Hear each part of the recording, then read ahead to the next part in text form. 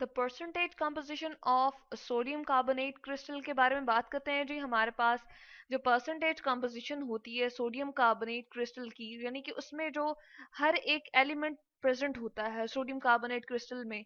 Sodium carbonate crystal जो होती है, हम इसको सोडियम कार्बोनेट को धोबी सोडा भी कहते हैं जी, ठीक है। और कास्टिक सॉरी इसको हम जो है यहाँ पर ले आते हैं, वॉशिंग सोडा भी इसको कहते हैं, ठीक है। तो ये इसका फार्मूला है बेसिकली।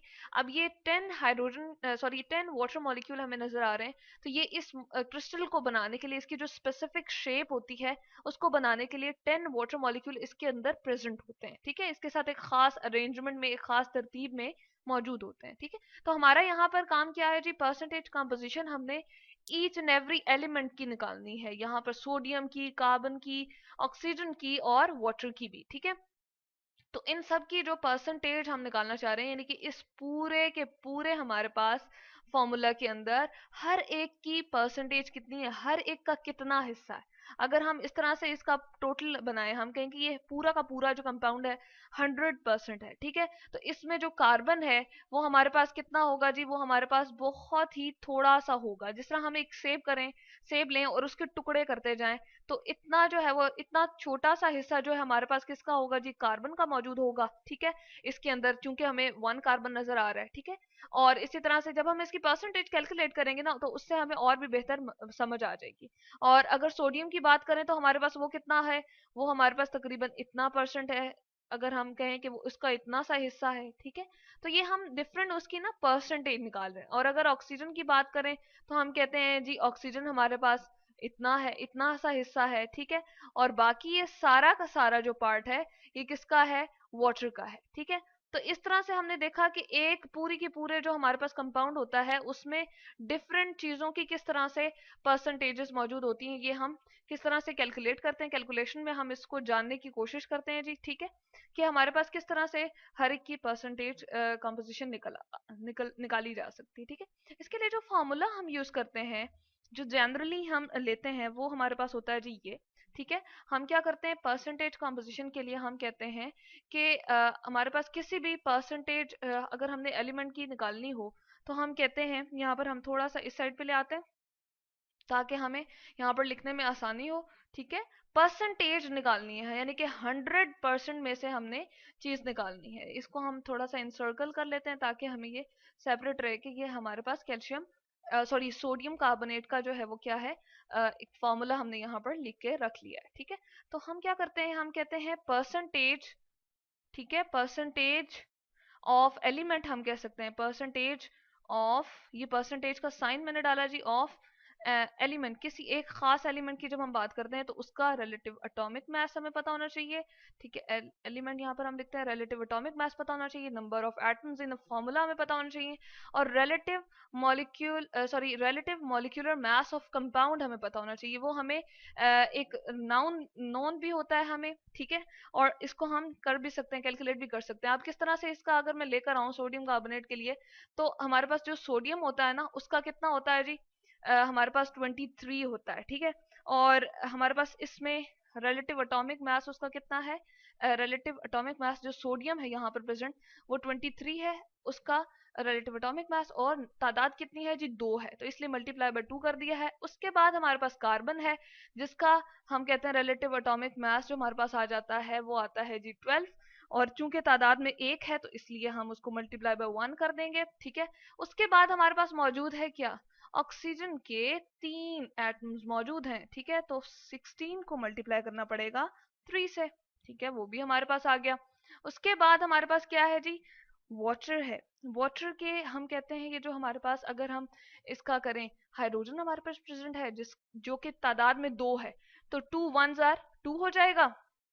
और एक ऑक्सीजन का 16 होता है, चूंकि यहाँ भी हमने मेंशन किया है, तो हम यहाँ पर हाइड्रोजन और ऑक्सीजन का जो वाटर के अंदर मौजूद है उसका हम 16 + 2 करेंगे जी, जो कि हमारे पास हो जाएगा 18।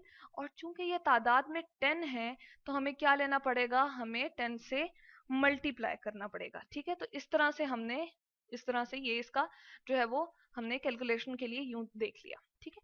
उसके बाद हम क्या करेंगे, इन सब की कैलकुलेशन जब हम करेंगे तो 23 को मल्टीप्लाई करेंगे 2 के साथ, इसी तरह से 12 को 1 के साथ, ठीक है, 16 को 3 के साथ, 10 को 16 के साथ, तो हमारे पास 46 प्लस 12 प्लस 48 प्लस 180 आ जाएगा। ठीक है, इसको हम कैलकुलेटर से देख भी लेते हैं। 46 है प्लस 12 प्लस 48 प्लस 180।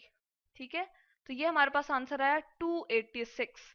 तो इस तरह से हमें रिलेटिव मॉलिक्यूलर मास जो हम निकाल लेते हैं वो हमारे पास आ जाता है, जो कि है 286। तो हमने ये नीचे वाली चीज जो है वो इसकी आसानी से क्या कर ली है, कैलकुलेट कर ली है, जो कि हमारे पास क्या है, कैपिटल। इसको थोड़ा सा मैं इधर करके लिखती हूँ जी, इसको मैं थोड़ा सा इधर करके हम लिख लेते हैं। ठीक है, एम आर, सबस्क्रिप्ट में हम आर लिखते हैं, तो ये इसका रिलेटिव मॉलिक्यूलर मास आ गया। ठीक है जी, अब हमने हर एक एलिमेंट की बात करनी है ना, तो हम क्या लिखते हैं, परसेंटेज ऑफ, हम ले लेते हैं किसकी, सबसे पहले हम ले लेते हैं सोडियम की। ठीक है, हम यहाँ पर लिखते हैं परसेंटेज ऑफ, मैं सिर्फ और सिर्फ यहाँ पर हम सिंपल अगर मेंशन कर दें तो हमारे लिए वो भी हम ठीक यहाँ पर कर सकते हैं जी। सोडियम के लिए Na में लिख देती हूँ। ठीक है, यहाँ पर मैंने लिख दिया। अब हमारे पास क्या है जी, यहाँ पर एक काम हम करना भूल गए हैं जी, परसेंटेज के लिए 100 से हमें मल्टीप्लाई करना पड़ेगा। ठीक है, अब इसमें कितने हैं, 2 हैं सोडियम। ठीक है, तो हमें क्या करना पड़ेगा, 2 से मल्टीप्लाई करना पड़ेगा। और इसका रिलेटिव एटॉमिक मास चले हम पहले लिख देते हैं, relative atomic mass, sorry atomic, हाँ जी, मास हमें सोडियम का लिखना है जो कि 23 है।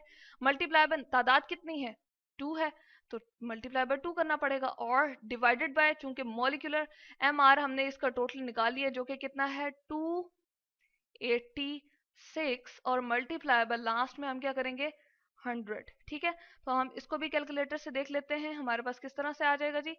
23 मल्टीप्लाई बाय 2, ठीक है, डिवाइडेड बाय 286। ठीक है, ये आ गया हमारे पास, और मल्टीप्लाई बाय क्या करना पड़ेगा 100, तो ये हमारे पास आ गया 16.08। ठीक है, तो ये हमारे पास आंसर आ जाएगा जी इसका 16.08%। तो इसमें हमारे पास सोडियम की जो परसेंटेज है वो कितनी है जी, 16.08% है। इसी तरह से हम परसेंटेज निकाल लेते हैं किसकी जी, सोडियम के बाद हमारे पास कौन सा है, हमारे पास है जी सोडियम के बाद कार्बन है। तो कार्बन के लिए हम किस तरह निकालते हैं, कार्बन के लिए कार्बन का सिंबल मेंशन करते हैं हम यहाँ पर। ठीक है जी, तो कार्बन के लिए मैं लिखती हूँ यहाँ पर C। ठीक है, यहाँ पर आ जाएगा C, इक्विवेलेंट हम करते हैं यहाँ पर। अब कार्बन चूंकि एक ही है और उसका रिलेटिव एटॉमिक मास जो हमने ऊपर भी मेंशन किया 12 है, तो मल्टीप्लाई बाय हम क्या करेंगे 1। ठीक है, डिवाइडेड बाय अगेन 286। ठीक है, यही पास 286, यानी कि टोटल एम आर जो हमारे पास बना था मल्टीप्लाई बाय 100। सेम उसी तरह से कैलकुलेटर से जब हम कैलकुलेशंस करेंगे तो हमारे पास आंसर आएगा जी, कार्बन की परसेंटेज 4.02%। ठीक है, यानी कि इस जो हमारे पास सोडियम कार्बोनेट है उसमें कार्बन सबसे कम है, जो कि अभी हमें बाकी कैलकुलेशन से भी पता चल जाएगा 4.02%। अब हम ऐसा करते हैं, परसेंटेज ऑफ किसकी निकाल लेते हैं जी, परसेंटेज निकाल लेते हैं हम ऑक्सीजन की। तो ऑक्सीजन के लिए मैं मेंशन करती हूँ जस्ट O। ठीक है, उसका सिंबल मेंशन कर दिया मैंने O। और इसके लिए कैलकुलेशन हम करते हैं, हमारे पास चूंकि ऑक्सीजन कितना है 3 है, तो हम 16 मल्टीप्लाई बाय 16 उसका एटॉमिक रिलेटिव एटॉमिक मास है। ठीक है, और 16 को मल्टीप्लाई करेंगे, 3 उसकी तादाद है क्योंकि हमने देखा इसमें 3 की तादाद में मौजूद है, और डिवाइड बाय 286 करेंगे और मल्टीप्लाई बाय 100 करेंगे। तो सेम कैलकुलेशंस हम इसी तरह से कैलकुलेटर से करेंगे, तो हमारे पास आंसर आ जाएगा जी 16.78%। ठीक है, तो इस तरह से हमने देखा कि इसकी जो है वो तकरीबन थोड़ी सी तादाद ज्यादा है, परसेंटेज ज्यादा है सोडियम से, और कार्बन से काफी ज्यादा है। लास्ट में जो परसेंटेज हम निकालना चाह रहे हैं वो किसकी निकालेंगे जी, वाटर की। तो यहाँ पर हम लिखते हैं परसेंटेज ऑफ, इसको मैं थोड़ा सा नीचे ड्रैग करती हूँ जी, परसेंटेज ऑफ वाटर। ठीक है, H2O, इसके लिए मैं फॉर्मूला मेंशन कर देती हूँ। और लास्ट में हम कैलकुलेशन करते हैं जी इसके लिए कितनी होती है हमारे पास, इसका रिलेटिव एटॉमिक जो हमने कहा हमारे पास, सॉरी रिलेटिव मॉलिक्यूलर मास इसका, क्योंकि मॉलिक्यूल है तो कितना हो जाएगा 18। 16 हमारे पास ऑक्सीजन का होता है, 2 हमारे पास इसका होता है जी हाइड्रोजन का। मल्टीप्लाई बाय हम क्या करेंगे, हम 10 से मल्टीप्लाई करेंगे। ठीक है, और डिवाइडेड बाय 286 और मल्टीप्लाई बाय 100। तो हमारे पास आंसर आ जाएगा 62.94। तो इस तरह से हमने देखा कि हम परसेंटेज कंपोजिशन किस तरह निकाल सकते हैं।